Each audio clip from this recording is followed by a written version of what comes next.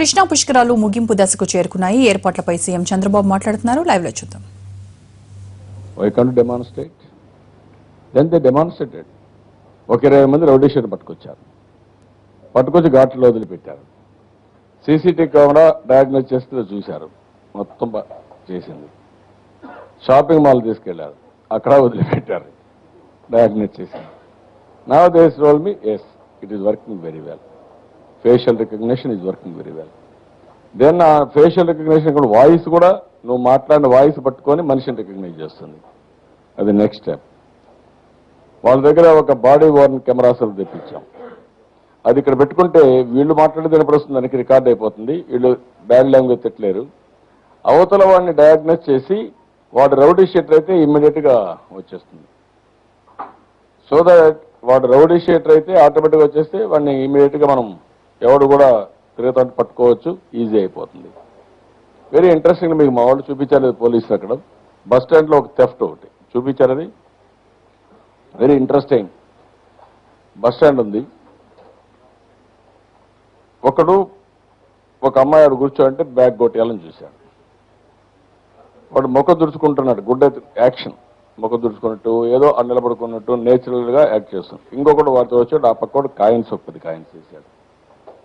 Coins చేస్తున్న అమ్మాయి attention మనమైన divert కపక్కగా చూస్తాం కదా, చూసింది.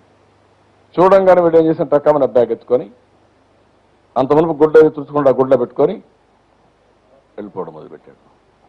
ఆ అమ్మాయి ఐడెంటిఫై చేయలేకపోయింది. 2 నిమిషాలు అక్కడ ఆ పనిలో ఉంది. అంతలో వీళ్ళు ఎస్కేప్ అయ్యాడు.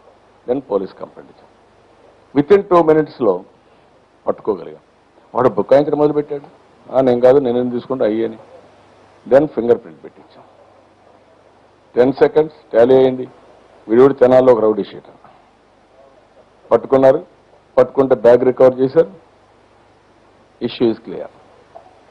ఇప్పుడు ఈ దీంట్లో ఫిన్స్ అనే ప్రోగ్రామ్ ద్వారా వీళ్ళ రౌడీ షీటర్స్ అన్ని ఇన్ఫర్మేషన్ ఉంటే 10 seconds you can identify is background. Only 10 seconds. అది కూడా ఉపయోగించాం. సో ఎక్కడ రౌడీ షీటర్ దొరికితే వాడిని కానీ పెడితే ఆటోమేటిక్ వాడిది అయిపోయారు. ఇప్పుడు డిఎన్ఏ తీసుకొచ్చారు. వెరీ పవర్ఫుల్ ఇది. డిఎన్ఏ ఏంటంటే అన్ని దేశాల్లో ఉన్నాయి, కొన్ని దేశాల్లో, మన దేశంలో ఇంకా రాలేదు. ఒక మనిషి క్రైమ్ చేస్తే ఎవిడెన్సెస్ ఉంటాయి.